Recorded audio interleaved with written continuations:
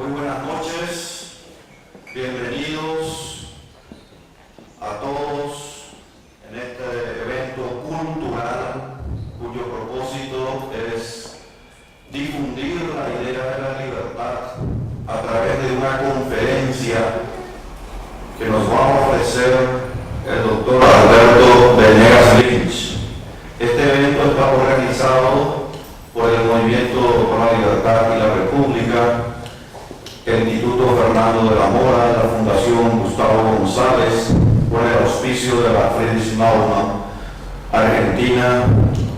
De manera que estamos aquí para escuchar una conferencia sumamente importante que tiene que ver con los pilares, los fundamentos que hace a la tradición liberal en un momento especial para nuestra región. El doctor Alberto Venegas Lynch se constituye para nosotros en el mayor exponente, inspirador y promotor de las ideas de la libertad en el continente y para mí personalmente a nivel mundial.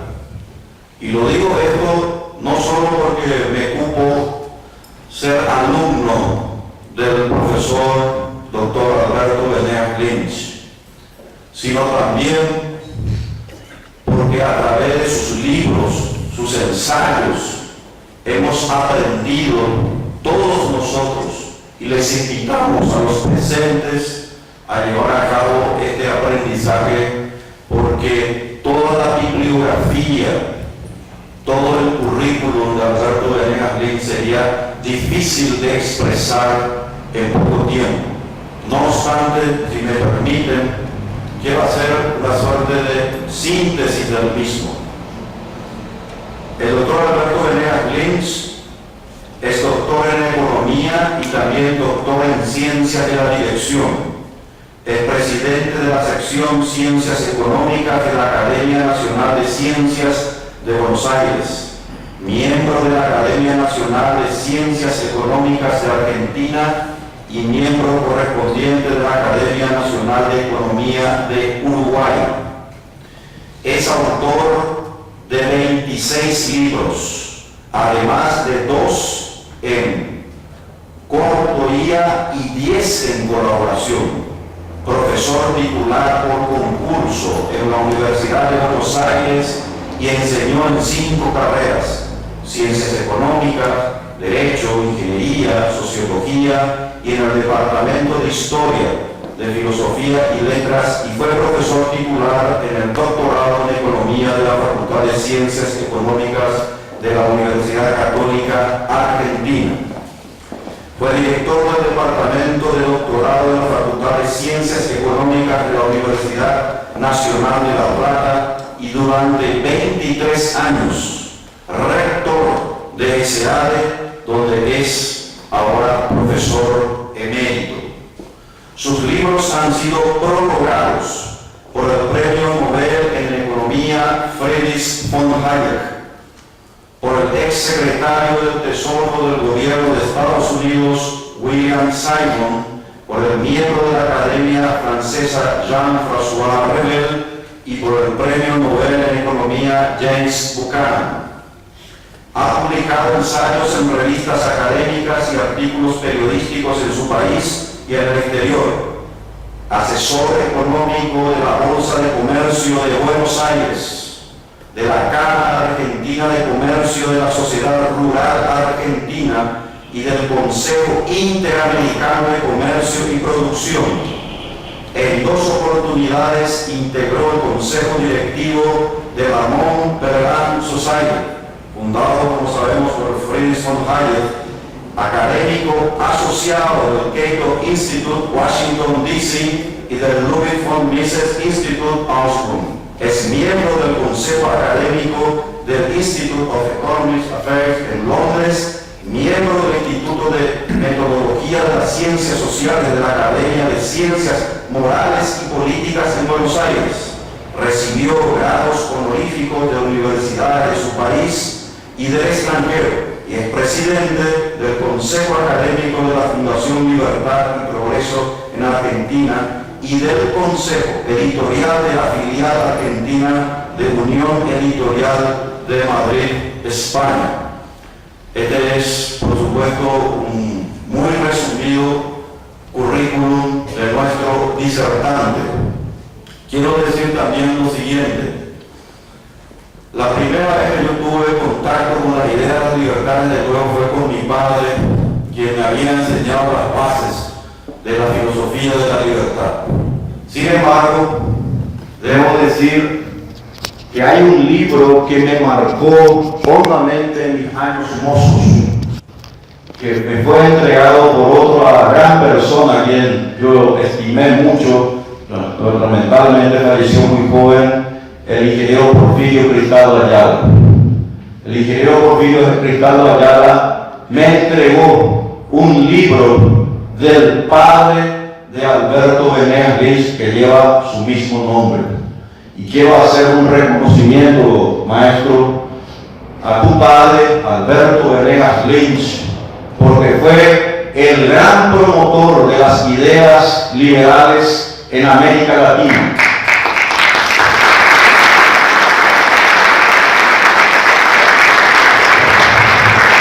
Alberto Venegas Lynch, padre, fue la persona que lo trajo nada más y nada menos a Buenos Aires a Friedrich von Hayek y Ludwig von Mises, personajes que todos de alguna manera conocemos y que obviamente por el tiempo nos vamos a estar abocando a la trayectoria de estos grandes pensadores.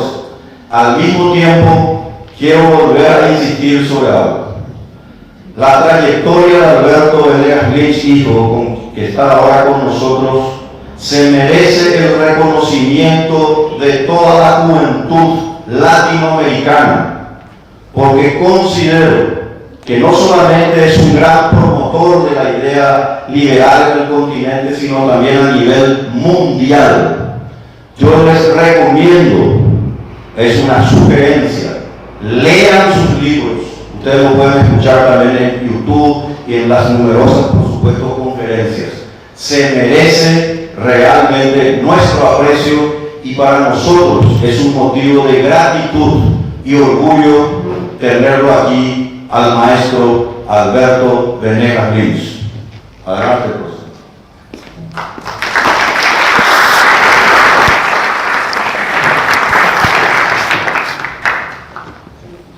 Muchas gracias por esa presentación tan generosa, estimado amigo y distinguidísimo exalumno Víctor Pavón.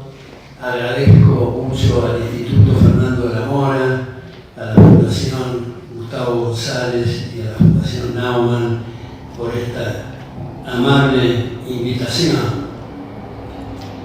Y en el desarrollo de lo que voy a plantear, que como se ha anunciado son 10 ejes o ejes centrales de la tradición del pensamiento liberal, me gustaría, después de mi presentación, escuchar los comentarios, las preguntas, las críticas, y como le digo habitualmente el primer día de clase a mis alumnos, si están de acuerdo con lo que estoy diciendo, es un buen ejercicio hacer de abogado del diablo a los efectos de producir intercambios, porque muchas veces cuando algo aparece claro, después que empiezan estos intercambios, debates, críticas, reflexiones y consideraciones varias, hay que pulir algunas áreas y reformular otras.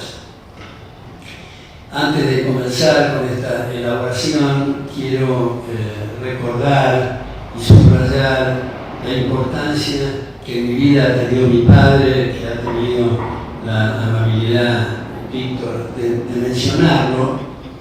Yo, como acaba de señalarse, completé 2 doctorados, hice 2 carreras universitarias y nunca fui sometido o expuesto a la tradición del pensamiento liberal. Nunca escuché desde la cátedra algo relativamente simpático y ajustado a la realidad de esa tradición se debe exclusivamente a mi padre, que yo haya comprendido y compartido esa tradición debido a su perseverante insistencia, su paciencia en mostrarme otros lados de la biblioteca. Yo conjeturo, debido a mis colegas condiscípulos, que yo sería, no sé si keynesiano o trotskista, si no fuera por la influencia decisiva de mi padre. Habiendo dicho eso, quiero comenzar primero, tal vez a ustedes les llama la atención, haciendo una breve reflexión de qué no es el liberalismo, antes de hablar de qué significa el liberalismo. El liberalismo no es una ideología, no en el sentido ingenuo del diccionario de conjunto de ideas, ni siquiera en el sentido marxista de falsa conciencia de clase, sino como algo cerrado, algo terminado. Y el liberalismo, una vez en La Nación, escribí un artículo que se llama Liberalismo como anti-ideología, para tratar de mostrar que es un proceso abierto, que no es un destino sino un camino, no es un puerto sino una trayectoria. Uno de mis libros que acabo de firmar recién se llama En ebullición, precisamente para tratar de mostrar que tenemos que estar sentados en la punta de la silla, abiertos a nuevas incorporaciones, porque como nos ha dicho y nos ha explicado con tanta claridad Karl Popper, entre otros autores, las corroboraciones son provisorias, abiertos a posibles refutaciones. Emmanuel Carré dice que lo contrario o lo opuesto a la verdad no es la mentira, sino las certezas. ¿Con esto qué quiere decir? Quiere decir que si tenemos certeza, no necesitamos elegir, preferir y optar, porque de antemano sabemos cuál es la respuesta.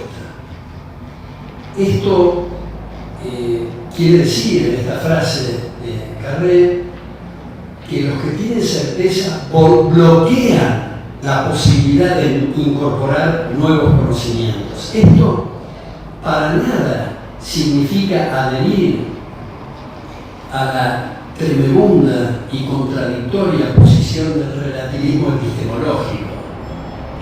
Cuando alguien habla de verdad es que hay una correspondencia entre el juicio y el objeto juzgado. Eso desde luego tiene que mantenerse. Si todo fuera relativo, que como se ha dicho en su lugar común, sería relativo también la afirmación de que todo es relativo.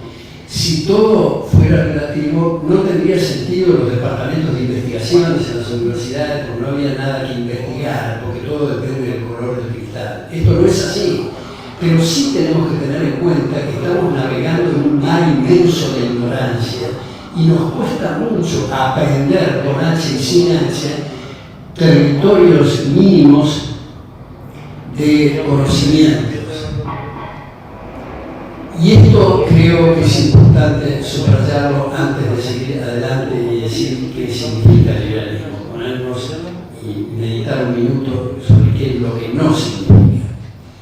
Ahora, ¿qué es el liberalismo? Yo hace mucho tiempo fabriqué en uno de mis libros una definición que celebro que muchos han tomado y que reiteran, y es nada más y nada menos que el respeto irrestricto a los proyectos de vida de otros. Se hace invivible la sociedad si pretendemos imponer nuestros criterios a terceros. Todos los proyectos deben ser aceptados, menos aquellos que lesionan derechos de terceros. Esto es, aquellos que no respetan estos proyectos de vida. Ahora, cuando digo respeto, no quiero decir que tenemos que adherir al proyecto del vecino. Más aún, nos puede resultar repugnante el proyecto del vecino, pero no tenemos ni debemos tener la facultad y el derecho de utilizar la fuerza con carácter ofensivo. Siempre es con carácter defensivo cuando no hay lesiones de derechos. Más aún, el concepto de tolerancia, que es una palabra que a mí no me atrae especialmente porque tiene cierto tufillo inquisitorial, los derechos no se toleran, los derechos se respetan. Entonces, el test o la prueba decisiva de ese respeto es precisamente cuando no compartimos el proyecto de nuestros congéneres o de nuestros vecinos. Ahora, vamos a tratar ahora de dibujar telegráficamente cuáles son los ejes centrales de la tradición del pensamiento liberal. En primer término, el aspecto ético, el aspecto moral, que significa ese respeto a los proyectos de vida de otros. Moral referida a las relaciones interindividuales, no intraindividuales, no nuestros valores y nuestras conductas como personas que somos, sino en nuestra relación con el prójimo. Ese segmento, por eso uno de los juristas más destacados, Jelinek, decía que el derecho es un mínimo de ética. Es decir, es un segmento reducido que se refiere y se concreta en la relación con el prójimo. Y ese valor ético tiñe a todos los demás conceptos o líneas o ejes centrales que voy a mencionar. Pero me quiero detener en un aspecto que me parece que resulta vital, es crucial, y es que cuando hablamos de ética, estamos hablando de responsabilidad individual. Cuando hablamos de responsabilidad individual, estamos hablando de libre albedrío, o sea, capacidad de cada uno para tomar decisiones. Y aquí viene una cuestión de gran importancia, y es que muchos liberales hacen trabajos muy sofisticados y muy meritorios sobre distintos aspectos del liberalismo, pero a mí me parece, y me gustaría oír de ustedes cuando intercambiamos ideas sobre esta charla, me parece que se deja de lado los cimientos del liberalismo. ¿Cuáles son los cimientos del liberalismo? Es que no somos kilos de protoplasma, no somos solo carne y hueso, sino que tenemos estados de conciencia, psique o mente que no hacen a la estructura material. La primera vez que yo abordé este tema fue en una institución académica donde estaba buscando un libro y la bibliotecaria de esa institución estaba leyendo la obra. Es un intercambio, un diálogo entre Karl Popper y John Eccles. John Eccles es premio Nobel en neurofisiología y el libro tiene el sugestivo título de El yo y su cerebro, The Self and its Brain. Esto para mostrar que el yo es distinto del cerebro. Si fuéramos kilos de protoplasma, estaríamos programados como los loros más complejos, pero loros al fin. Y si estamos programados y determinados, no hay tal cosa como libre albedrío y la libertad se convierte en una pura ficción. Si no hay estados de conciencia, psique o mente, no hay tal cosa, no habría tal cosa como ideas autogeneradas. No podríamos revisar nuestros propios juicios. No habría tal cosa como proposiciones verdaderas o proposiciones falsas. Hay un filósofo argentino que vive en Roma, Juan José Sanguinetti, que él dice que tenemos la costumbre de decir, por ejemplo, mi mano te saluda, y está mal expresado. Soy yo a través de mi mano que te saluda. Cuando se habla del hipocampo recuerda o las células deciden, estamos tratando como si fuéramos un conjunto de células y no tenemos esa capacidad de decisión, ese libre albedrío, esa libertad. Por eso digo que son estos cimientos. Esto no hace necesariamente a un una cuestión religiosa, es un capítulo distinto. Entonces vos me quedaste ahí. Si vos me quedaste a la mesa, si te vas a la mesa, ¿a qué mesa? ¿A llevar eso? Sí. ¿Podés dejar este al lado? Está grabando. Ah, sí, sí, así no me acuerdo. Sí, son coincidentes, pero uno lo ve desde el punto de vista del filósofo de la ciencia y el otro desde el punto de vista médico. Y en ese sentido, y en esta misma dirección, sigo con esta pequeña digresión, que hay un psiquiatra y abogado húngaro que murió hace relativamente poco, profesor emérito en la Universidad de New York, que él sostiene que cuando no estamos de acuerdo con una persona, sea un gobernante generalmente que hace desatinos, decimos esa persona está loca o es un enfermo mental. Y esto, a juicio de Thomas Szasz, este profesor, Szasz, S-Z-A-S-Z, sostiene que no es correcto desde el punto de vista médico, puesto que una enfermedad es una lesión orgánica, es una lesión a los tejidos, es una lesión a las células, no es una lesión o una enfermedad de las ideas. Las ideas no están enfermas, son buenas o son malas, son acertadas o son equivocadas. Su libro más conocido es El mito de la enfermedad mental. Y además, como era abogado, sostiene que es muy peligroso esto que está loco Hitler, porque está inculpado desde el punto de vista penal al hacer esa aseveración. Incluso utilizamos expresiones, tomo un minuto más en esto, que son erradas desde el punto de vista filosófico, epistemológico, como por ejemplo, ¿qué memoria tiene mi computadora? Es un error, la memoria es solo atributo del ser humano. Nuestros abuelos o bisabuelos, para recordarse de algo, hacían un nudo en el pañuelo. Y nadie en su sano juicio va a decir qué memoria tenía el pañuelo. Cuando nosotros guardamos nuestros archivos en un galpón, sean correspondencia o sea papeles o ensayos o lo que fuera, no decimos qué memoria tiene el galpón. Y lo mismo va para la computadora, que en realidad no computa, son impulsos eléctricos programados por el ser humano. Cuando hablamos de inteligencia artificial, creo que hacemos una extrapolación ilegítima, porque inteligencia es interlegum, es captar la esencia, cosa que no hacen los aparatos y las máquinas.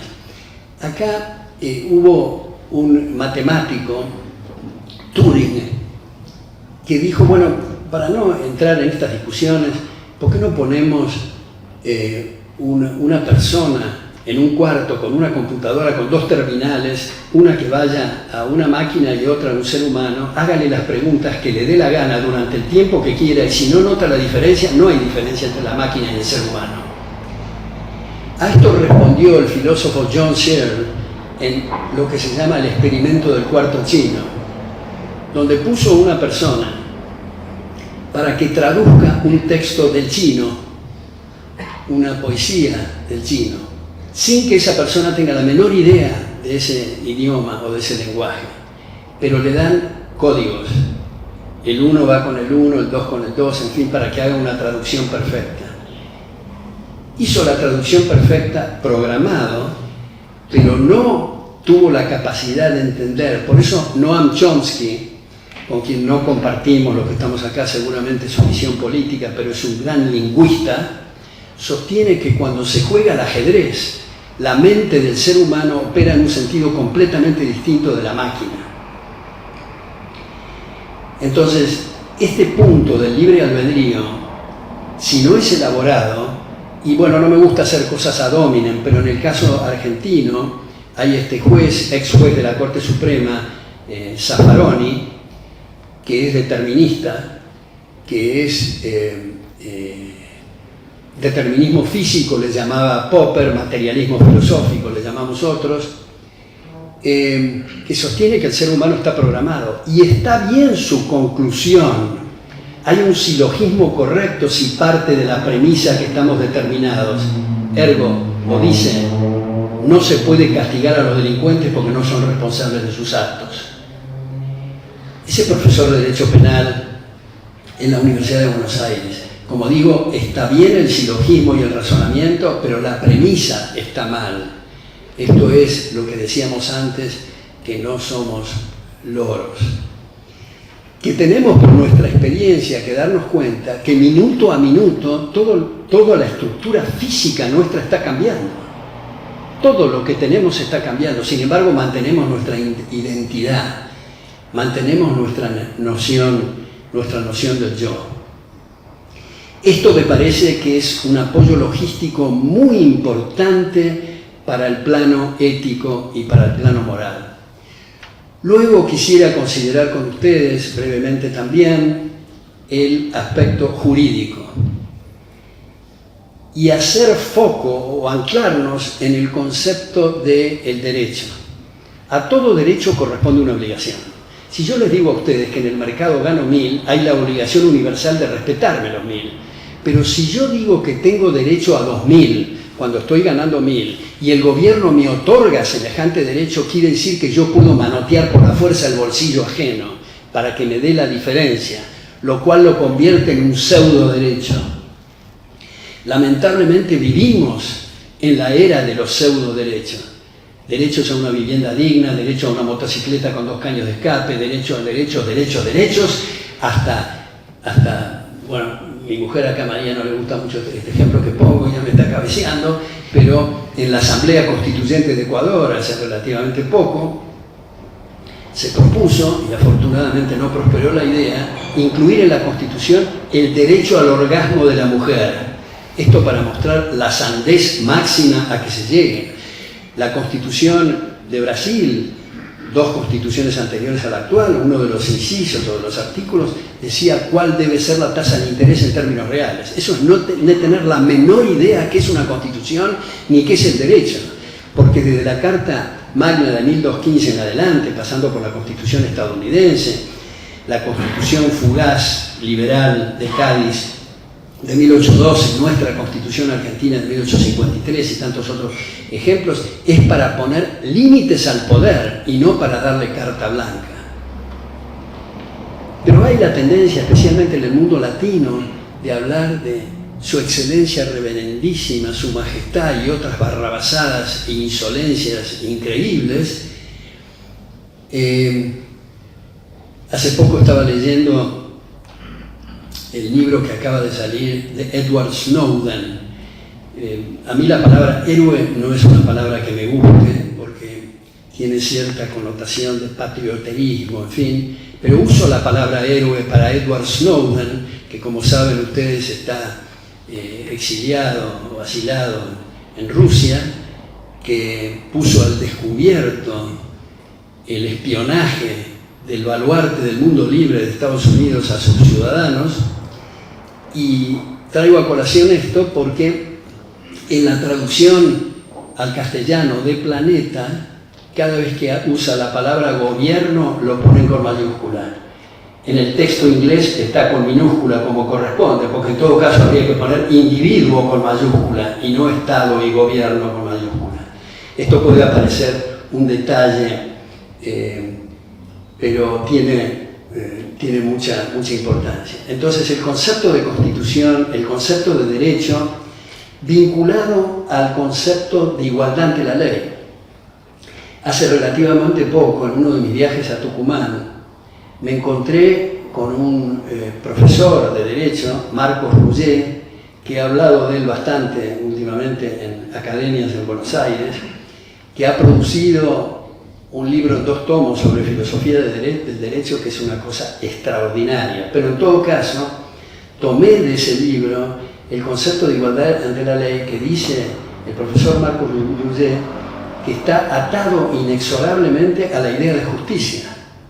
Es inseparable, porque si no podemos llegar a la conclusión que igualdad ante la ley es que todos somos iguales para ir a la cámara de gas. Igualdad ante la ley está atado a la justicia, y la definición clásica, como ustedes saben, de Ulpiano, de la justicia es dar a cada uno lo suyo, y lo suyo está atado también inexorablemente al concepto de propiedad. Y tomo esto último del concepto de propiedad para pasar al otro concepto, que es el concepto, o el otro eje central, que es la economía. Como todos ustedes saben, no hay de todo para todos todo el tiempo. Los bienes no crecen en los árboles. Los recursos son escasos, las necesidades son ilimitadas. Y por lo tanto, debemos asignar derechos de propiedad a los efectos que sean utilizados de la mejor forma posible para atender las necesidades del prójimo. En un mercado abierto y competitivo, los empresarios que mejoran su situación patrimonial es porque han dado en la tecla para atender las necesidades y los deseos del prójimo. Y los empresarios que yerran incurren en quebrantos, y es indispensable que incurran en quebrantos si no están atendiendo debidamente las necesidades del prójimo. Por eso uno de los actos, me parece a mí, más inmorales de los últimos tiempos han sido los bailouts en Estados Unidos, el salvataje. Esto es la financiación de empresarios irresponsables y a veces que habían cometido fraudes financiados por trabajadores que no tienen el poder del lobby para conseguir esos salvatajes. Por supuesto que cuando estamos hablando de empresarios, no estamos hablando de aquellos que se alían con el poder para tener mercados cautivos y para explotar miserablemente a sus semejantes. Esos son ladrones de guante blanco, no son empresarios. Cuando estamos hablando de empresarios es competencia en el mercado abierto. Entonces decíamos, se asignan derechos de propiedad, y no quiero entrar ahora en esto, pero les recomiendo ver la secuencia John Locke, Robert Nozick, Israel Kirzner, para ver el origen de la propiedad. Yo escribo todos los sábados en Infobae, y este sábado sale precisamente mi artículo semi-ensayo por la extensión que se llama Acerca del origen de la propiedad, donde elaboro sobre esto. No me voy a detener ahí en este tema ahora, pero solo digo que cuando se asigna el derecho de propiedad y empieza a funcionar el proceso del mercado, resulta que hay algunos que tienen más éxito que otros, naturalmente.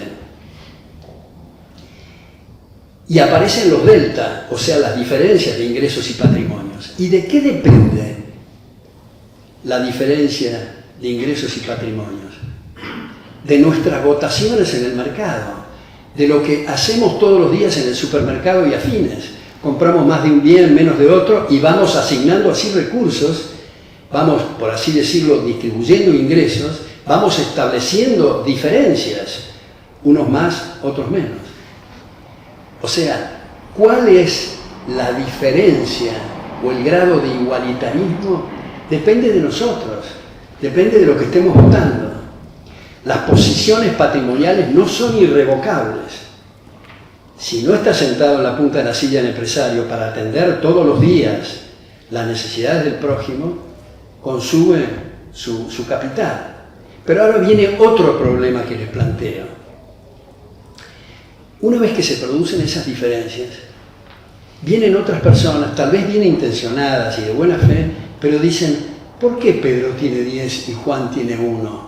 ¿Por qué no le sacamos a Pedro y le damos a Juan y hacemos la cosa igual? ¿Por qué fulano de tal tiene que pasearse por la ciudad en un Mercedes-Benz cuando hay otro que anda en bicicleta? ¿Por qué no lo vendemos y compramos en fin, no quiero hacer propaganda de marca, pero en fin, otro automóvil mediano, en fin? Y no se dan cuenta que si se reasigna coactivamente los siempre escasos recursos, se está consumiendo capital, se está derrochando, se está dilapidando. Y el único factor, y esto lo pongo en bastardillas o en negrita, en letras muy grandes, el único factor que determina ingresos y salarios en términos reales son las tasas de capitalización. Esa es la única explicación por la cual en Uganda los salarios son inferiores a los de Canadá. no es que el ugandés es más agarrado y amarrete y más generoso el canadiense. El canadiense no tiene más remedio que pagar salarios más altos porque las tasas de capitalización se lo exigen.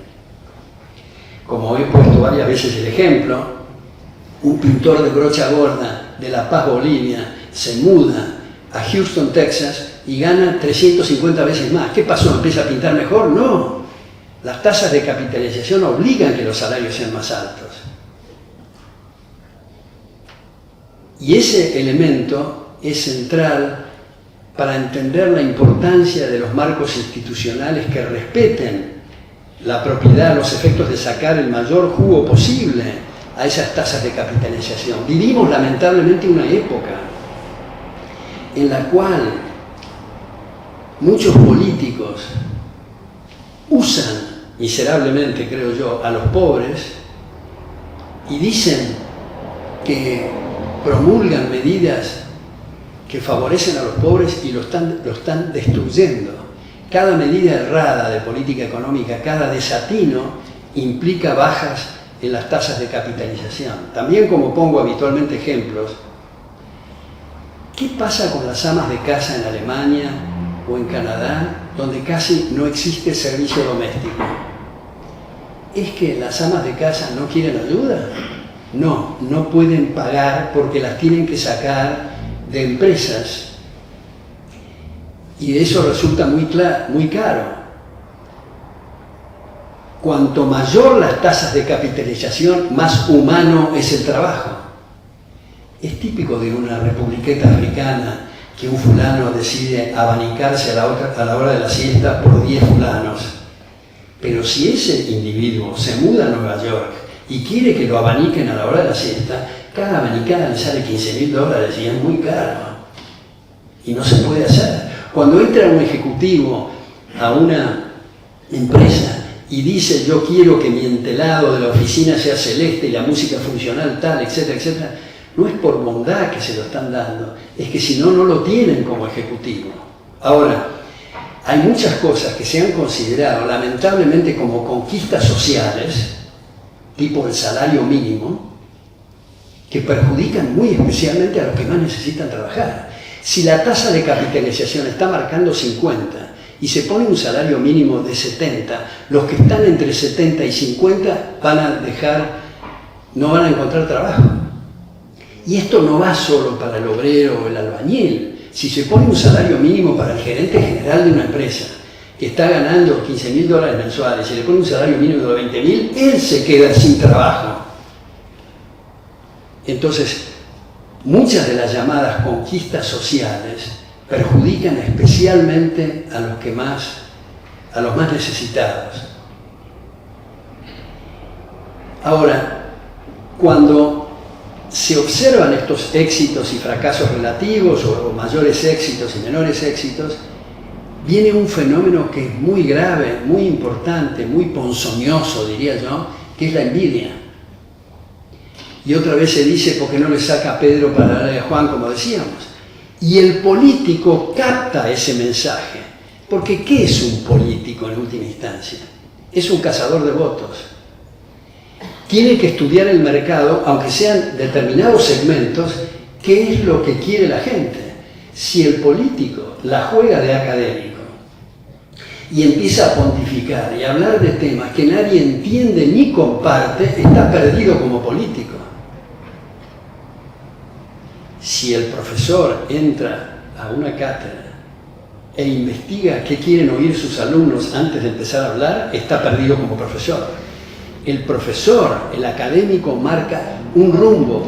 Por eso es tan importante lo que hacen estas fundaciones que he mencionado, lo que hacen acá nuestros amigos, mi tocayo en el Club de la Libertad y Víctor Pavón en sus escritos y en sus clases, la batalla cultural, porque esa es la forma de correr el eje del debate, pero con fuerza, con ímpetu, con resolución, no con timidez, not in a shy way, como dice Frank Sinatra en My Way.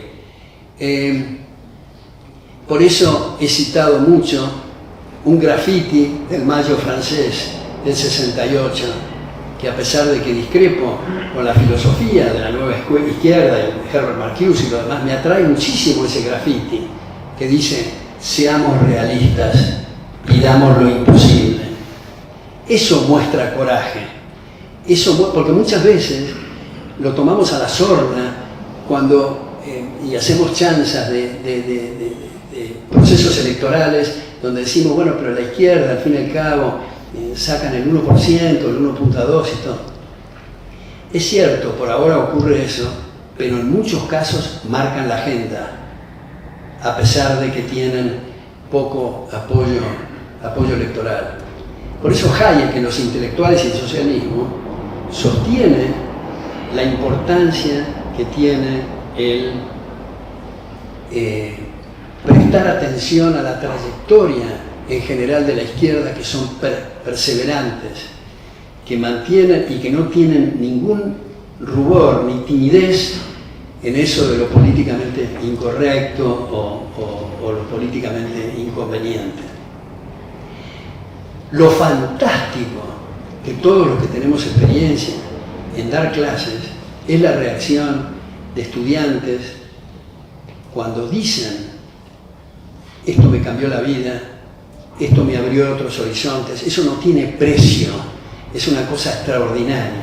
Pero por supuesto que si no tienen oportunidad de oír otra campana y están con su cuadernito todos los semestres oyendo ideas socialistas y estatistas, entonces estamos en una situación, me parece, muy difícil. Por eso la batalla cultural, y por eso soy tan optimista. El otro día con jóvenes acá, anoche, he visto este resurgir que hablamos recién con nuestro amigo Víctor, del liberalismo en pequeños grupos, y la potencia que tienen, el fuego interior, y lo que está ocurriendo también en la Argentina, con fundaciones como la Fundación Libertad y Progreso en Tucumán, como la Fundación Bases y Libertad en Rosario, como la Fundación Libre en Córdoba, la Fundación Alberdi en Mendoza, el Club de la Libertad en Corrientes, Fundación Libertad y Progreso en Buenos Aires, el Instituto Amagui,